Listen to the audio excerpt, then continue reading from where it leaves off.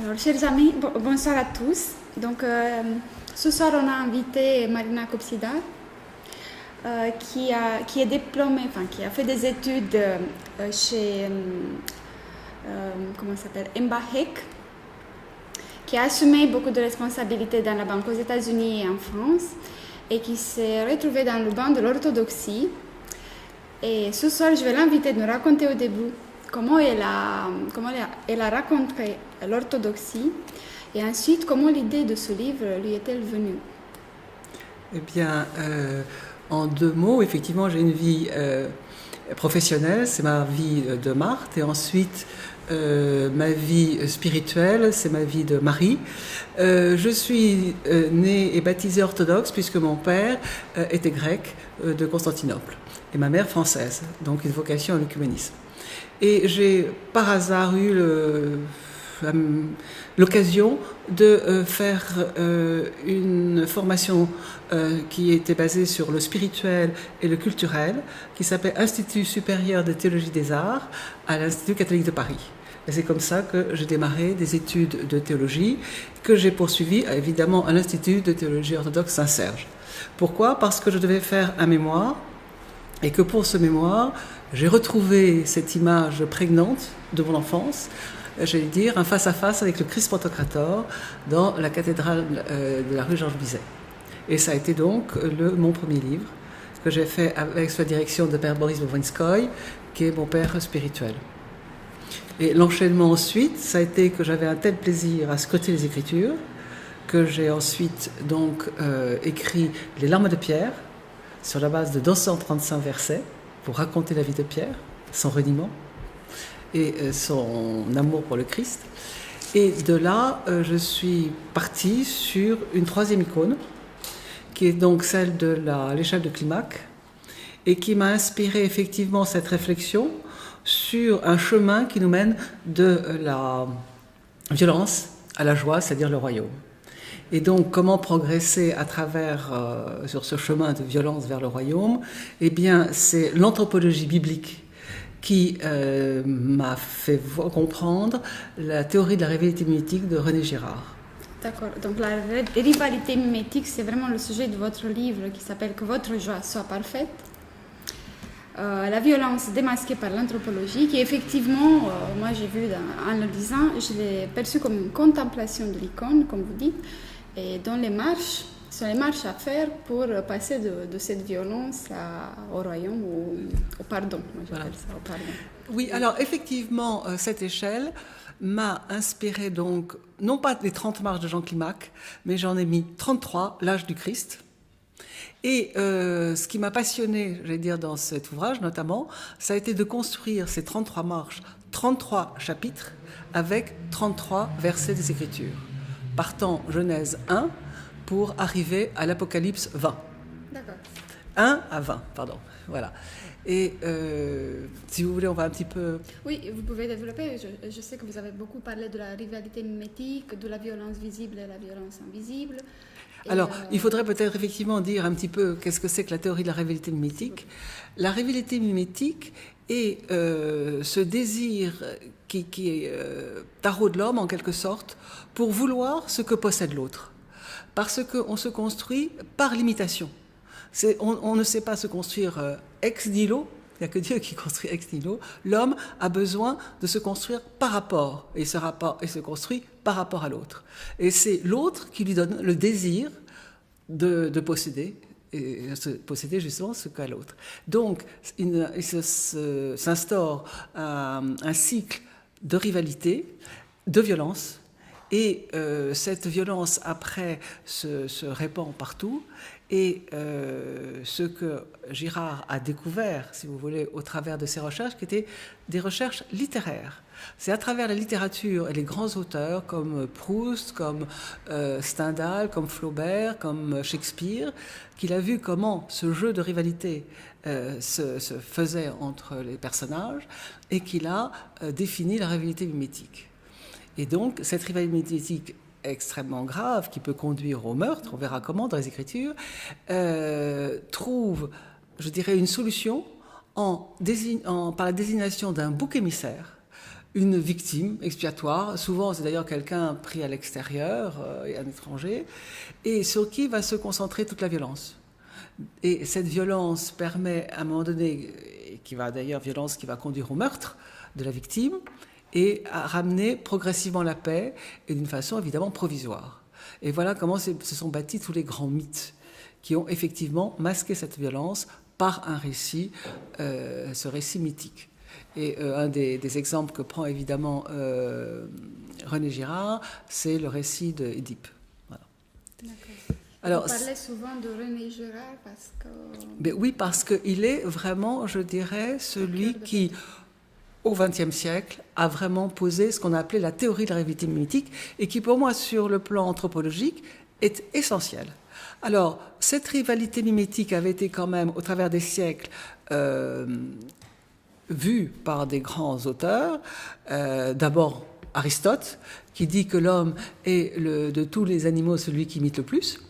Ensuite, on avait quand même Pelage, qui est un grand théologien qui avait été avec un conflit avec Saint-Augustin, qui a laissé des traces, mais qui lui avait vu la force de l'imitation et l'importance d'avoir un bon modèle et d'imiter évidemment le modèle parfait, le Christ. Après, il y a un grand philosophe du XVIIe siècle qui s'appelle Hobbes et qui lui a carrément déjà défini les prémices de la rivalité mimétique dans un ouvrage qui s'appelle Le Léviathan. Et c'est donc au XXe siècle René Girard qui a vraiment élaboré cette théorie. Je dois dire que je voudrais dire un mot, revenir en arrière de la préface. J'ai eu la chance que mon ouvrage soit préfacé par le professeur Gourlian, un éminent neuropsychiatre qui a travaillé aussi maintenant sur la théorie des neurones miroirs et surtout qui connaît tellement bien Girard puisqu'il a coécrit avec lui des choses cachées depuis la fondation du monde. Et j'ai eu l'honneur qu'il préface mon ouvrage. Donc, pour revenir à l'anthropologie biblique, nous avons donc Genèse 1 et 2 qui, j'allais dire, nous montrent comment à l'origine s'est construit l'humanité et le monde, pour arriver rapidement sur la Genèse 3, comment la tentation se pose, et avec la suggestion du serpent qui dit « vous serez comme des dieux ». Et donc, en appréhendant l'arbre de vérité, la connaissance, Ève et Adam veulent se soustraire finalement à Dieu et devenir autonomes. C'est par eux-mêmes une conquête de la liberté qui est une fausse liberté. Ils s'autonomisent et ils rompent avec Dieu en quelque sorte. C'est pour ça qu'ils vont être chassés du paradis, bien sûr. Et nous arrivons tout de suite, donc là c'est vraiment les piliers de l'humanité, au chapitre 4 de la Genèse, où on voit comment, entre Abel et Caïn, la rivalité, la jalousie, provoque le meurtre. C'est vraiment un récit tout à fait fondamental.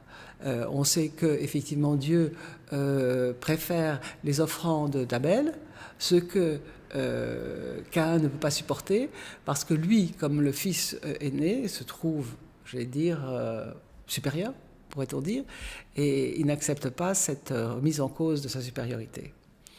Et donc, c'est ainsi que se met en place la violence. Et c'est assez extraordinaire que les Écritures, dans les premiers chapitres, posent les fondements. Il y a aussi le chapitre sur le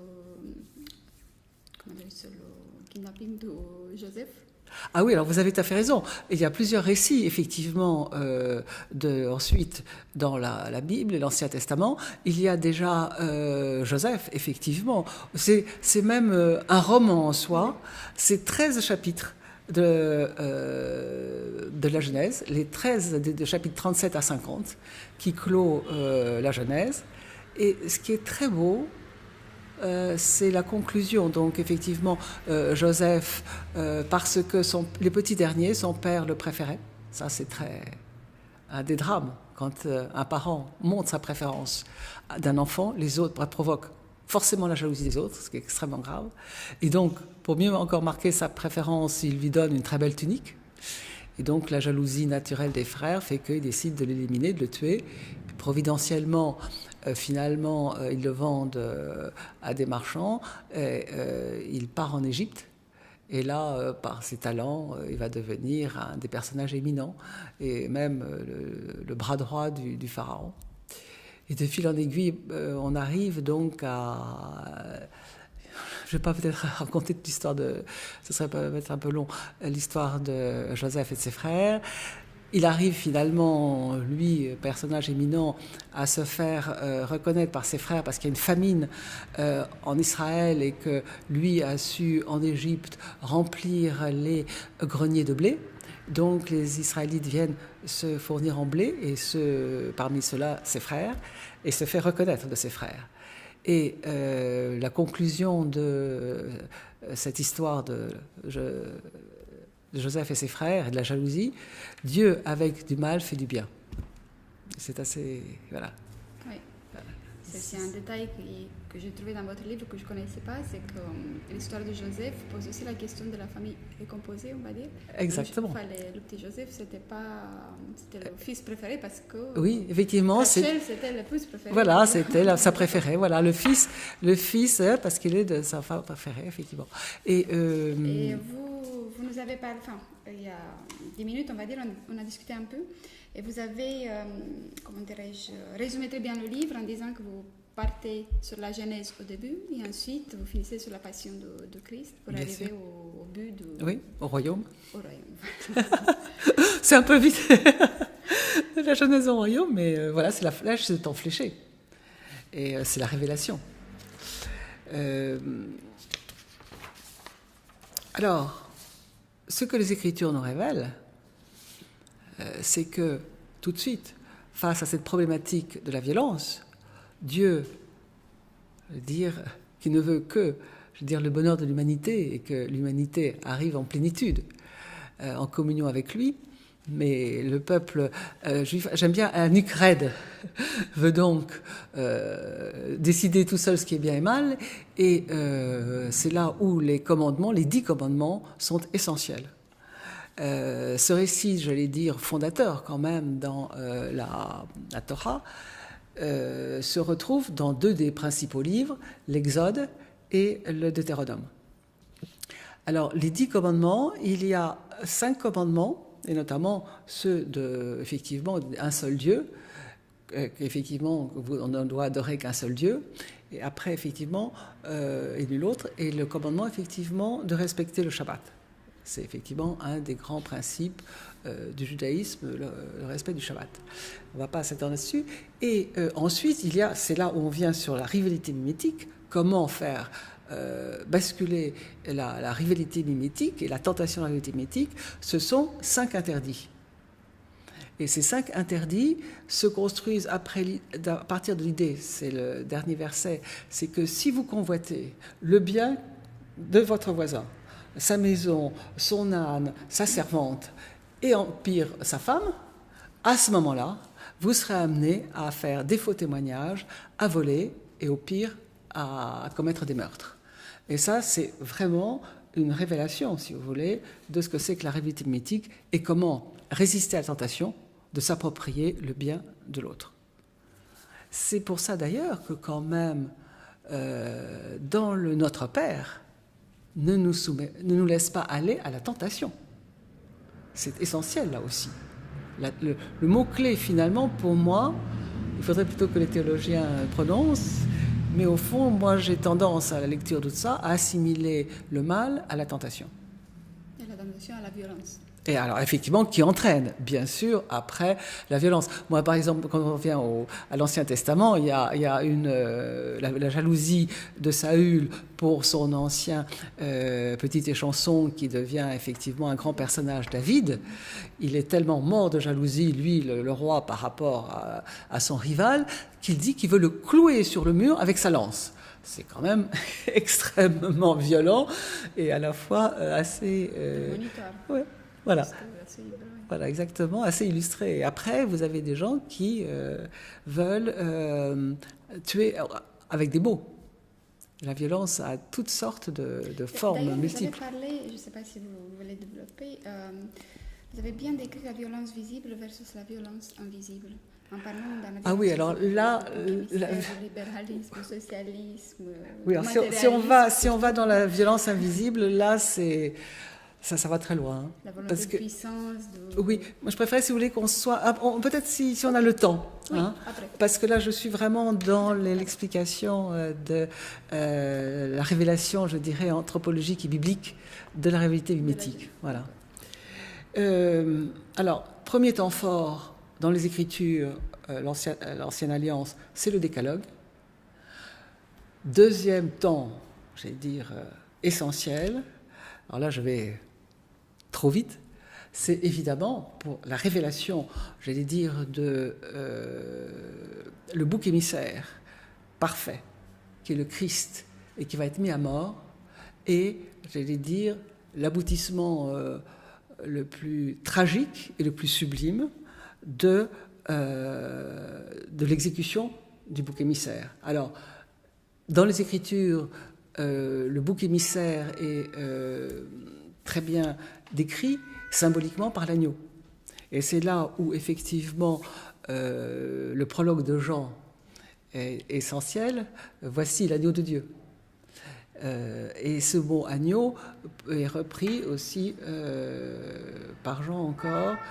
Et surtout, ce qui est essentiel, c'est que quand on arrive à l'Apocalypse, là, le mot agneau est prononcé 29 fois. Si je ne sais pas, vous avez des questions là sur ce point-là.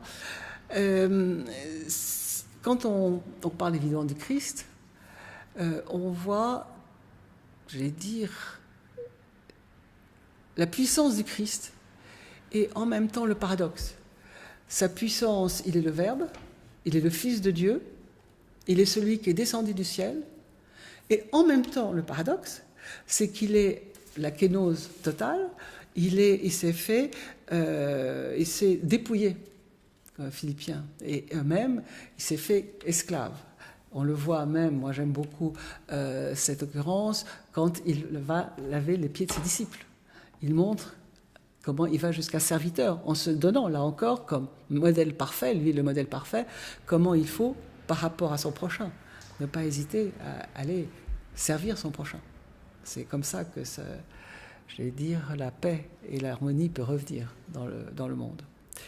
Et pour revenir quand même à cette complexité de compréhension de qui est le Christ, il faut revenir sur les conciles œcuméniques, parce qu'il y avait un vrai débat dans les premiers siècles du christianisme, et notamment avec quand même cette vraie question, qui est-ce qu'il est fils de Dieu ou pas? Parce que tout le salut découle de la réponse positive qu'on donne. S'il n'est pas fils de Dieu, il ne peut pas sauver le monde. Et c'est pour ça que la lutte contre l'arianisme a mobilisé quand même les pères de l'Église, et il y a eu plusieurs conciles œcuméniques pour arriver à celui de Chalcédoine de 451, et qui vraiment a donné lieu à le fondement du credo de Nicée-Constantinople, voilà, que catholique orthodoxe évidemment. Alors je laisse de côté le filioque, bien sûr, qui est le fondement, j'allais dire, de notre foi commune de chrétiens. C'est ça qui est essentiel. Si l'on vient à la Passion, est-ce que c'est peut-être un peu... Vous avez des questions encore ici?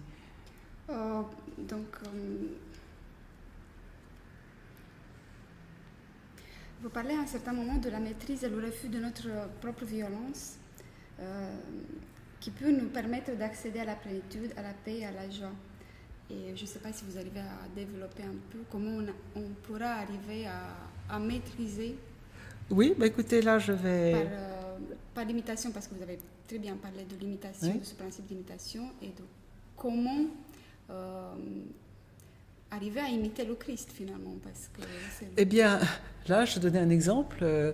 Il dit, il est humble et doux de cœur. C'est tout l'enseignement du Christ. C'est également le sermon sur la montagne.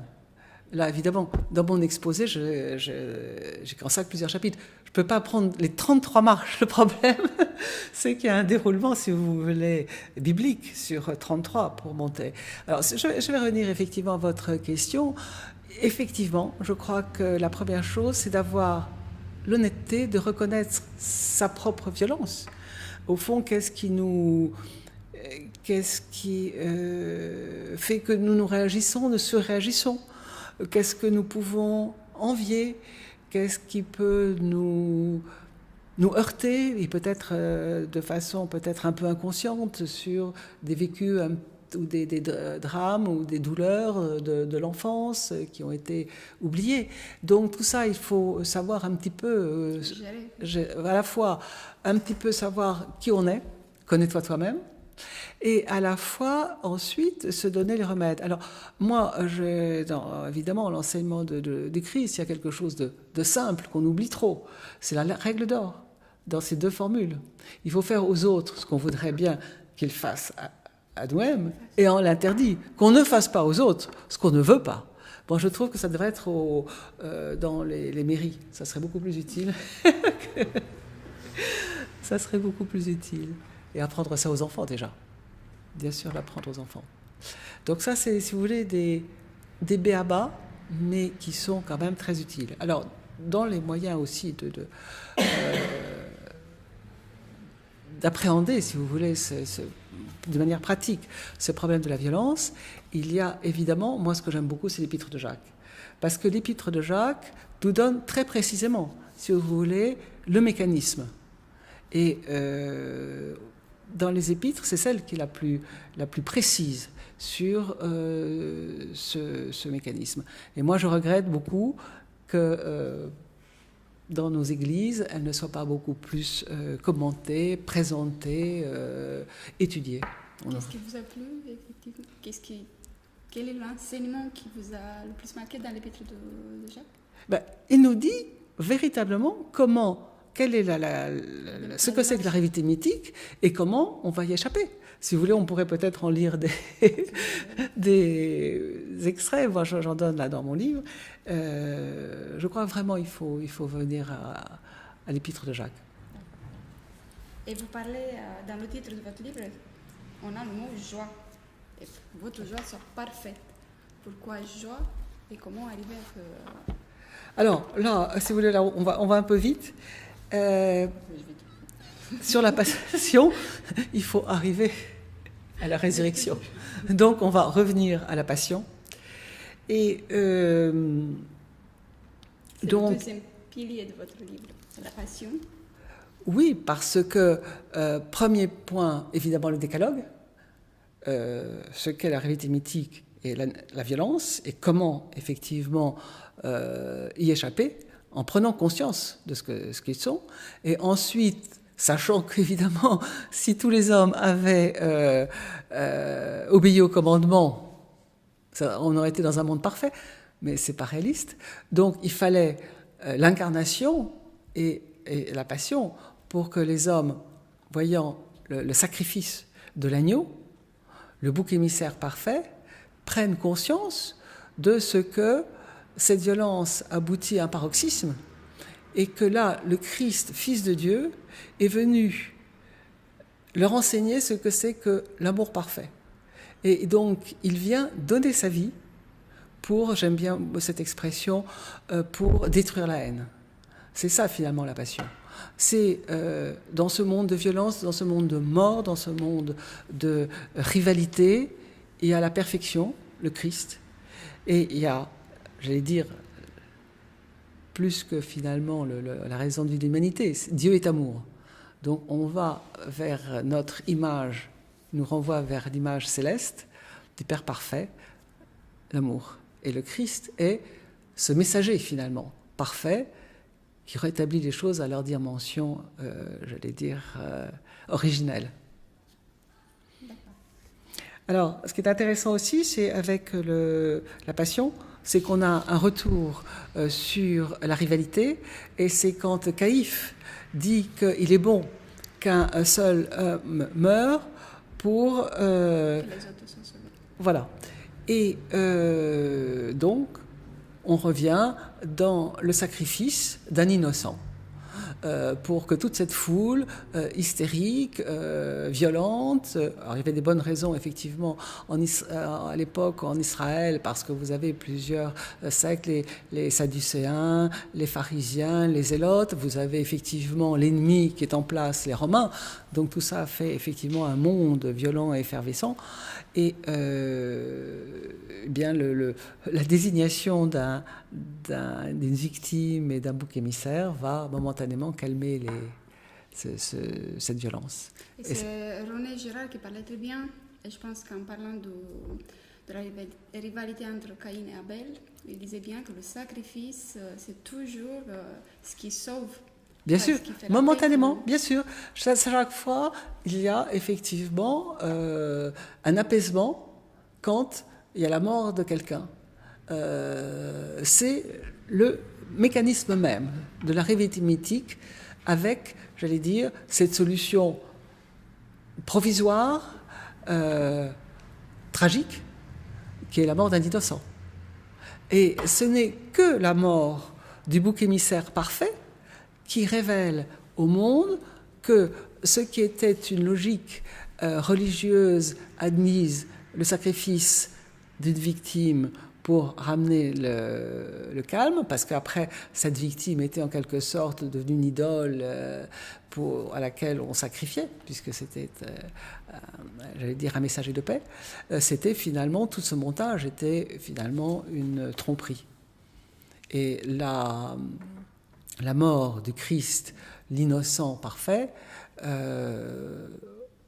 met à mal cette tromperie qui était donc le sacrifice. Et à partir du sacrifice était monté, sacrifice qui était toujours masqué par des récits mythologiques. Mais il faut savoir que dans les temps anciens, et ça, les psaumes, je le cite d'ailleurs au début de mon ouvrage, les sacrifices humains étaient des traditions dans les différentes populations.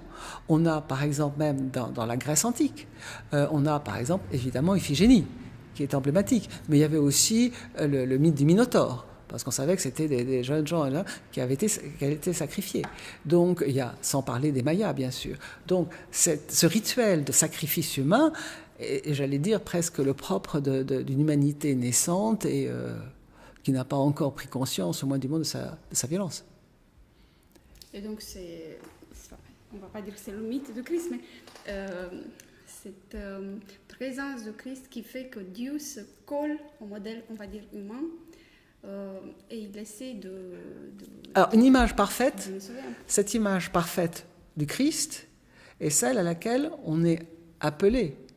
Notre vocation, finalement, c'est d'aller, effectivement, vers la perfection, cette perfection de l'amour du prochain.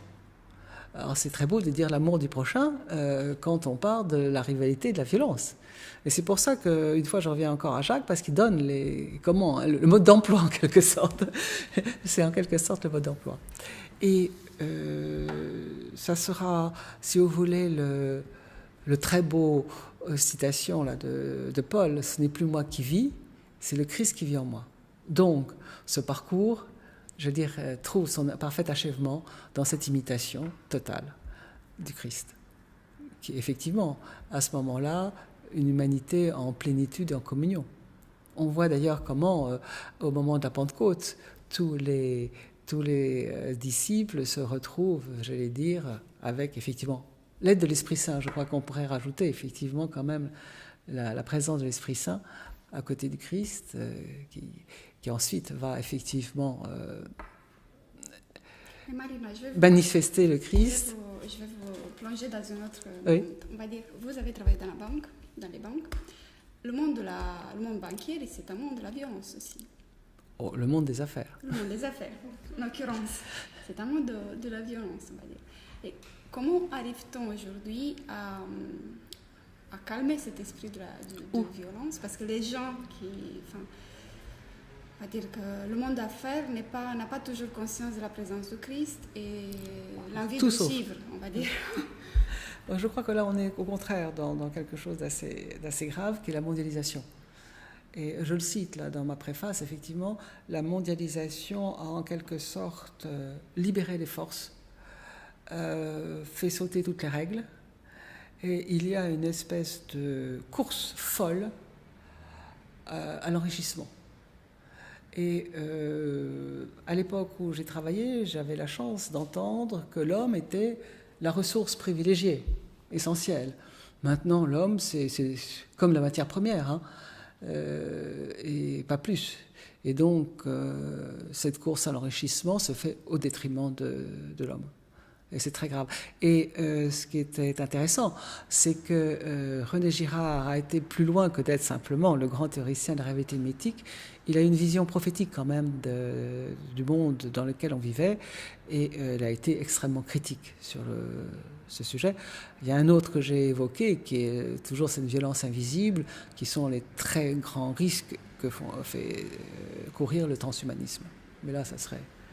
C'est un autre débat. Voilà. Voilà, la question, il faut savoir. Est-ce qu'on arrivera un jour de survivre dans le monde de la violence qui a été enclenché par toutes ces... Écoutez, on oublie toujours, et c'est dommage, les grandes tribulations et l'Apocalypse. C'est-à-dire que le royaume, c'est pas gentiment, en se promenant... main dans la main et en souriant. Hein. Il y a les grandes tribulations révélées dans les 3 synoptiques, et il y a quand même aussi l'Apocalypse. L'Apocalypse qui n'est pas... Alors qu'on a effectivement traduit en catastrophe, mais qui est quand même une révélation. Moi, ce qui m'a quand même frappé dans l'Apocalypse, c'est que les 7 villes auxquelles sont envoyées les lettres sont 7 villes d'Asie mineure qui ont été détruites après 1453. Alors on connaît bien la lettre aux Philippiens, mais on pourrait quand même aller chercher la ville de Philippe, où est-ce qu'elle est aujourd'hui. Et Éphèse n'est plus qu'un vague souvenir, où il y avait des milliers d'églises, etc., etc. Donc, au-delà... je voudrais revenir à notre sujet. Voilà, à notre passion. Après la parenthèse, qui est très bien, vous avez raison. Il faut revenir à la violence et même l'actualiser. Vous avez tout à fait raison. Moi, j'ai tendance un peu à planer dans les écritures. Non, mais... je voudrais revenir quand même donc à la passion, l'amour parfait, qui est oblation. Voilà. Et qui sera suivi très vite par les disciples. Et j'allais dire, on a tout de suite, dans l'acte des apôtres, le sacrifice d'Étienne. J'allais dire, premier martyr, avec en face le pharisien, qui est le premier d'ailleurs, le premier ou parmi ceux qui lapident Pierre. Et vous avez ce fameux pharisien qui s'appelle Saül, et qui après la rencontre de Damas, deviendra Paul. Bon, on ne va pas faire un chapitre sur Paul, mais voir comment le martyr, après la passion, le martyr va très bien enchaîner. Il ne parle pas jusqu'au temps présent, dans les drames qu'on a vus des chrétiens, les Nazaréens, qui ont été sacrifiés par Daesh. Je ferme la parenthèse sur l'actualité. Donc, là, il y a à la fois, si vous voulez, dans la passion, une dimension de la résurrection, bien sûr. C'est essentiel, la résurrection. Et qui révèle justement la résurrection du Christ, que le monde de la violence a été, comment dirais-je, renversé par la passion. Mais cette résurrection qui nous donne la raison vive d'être chrétien. Et donc, d'ailleurs, Paul le dit, si je ne crois pas à la résurrection, ma foi est vide, elle n'a pas de sens. Et la résurrection révèle ce qu'on appelle, moi j'aime bien dans la tradition orthodoxe, la croix et la gloire. Les deux sont indissociables. Je veux dire, on ne peut pas voir s'arrêter au vendredi saint avec une croix et un Christ mort sur la croix, mais je veux dire, ce n'est que l'anticipation de la résurrection, et de la tradition orthodoxe, on fête tellement bien Pâques, c'est quand même une joie. Et c'est assez extraordinaire, cette explosion de joie le jour de Pâques, avec toutes ces lumières qui s'allument dans les nuits. Vous avez voulu nous lire les définitions les 4 définitions sur la joie, si je ne me trompe pas. Vous nous avez parlé au début.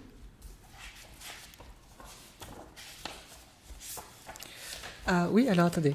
On va venir. Alors effectivement, je vais dire, la résurrection, c'est la résurrection du Christ. Mais bien sûr, qui annonce la résurrection des morts et, j'allais dire, la transfiguration du monde. Et c'est là où on arrive au royaume. Tout simplement. Enfin, tout simplement, c'est une expression, si vous voulez. Et qu'est-ce que c'est que cette révélation? Cette révélation, c'est à la source de la joie, finalement.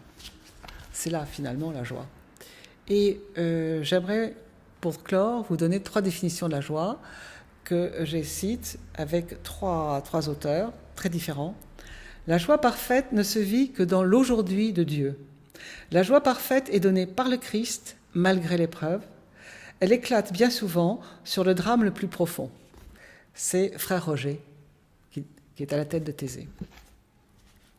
La joie véritable n'est pas de l'ordre de l'avoir assoiffé, elle est transfiguration de l'être. Car la joie, si elle a sa raison d'être, ce doit être un hymne à la vie. La joie, en fin de compte, est une conquête de l'esprit. Elle permet à l'âme de livrer son chant.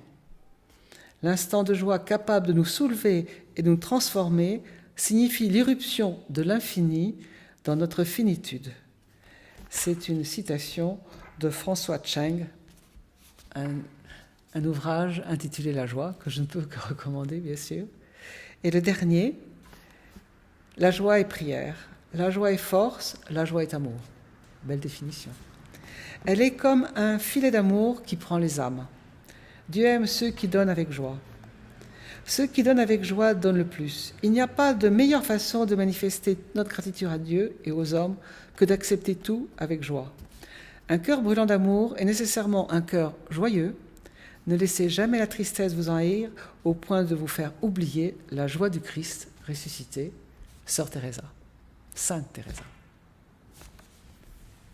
Et la joie du don. Voilà.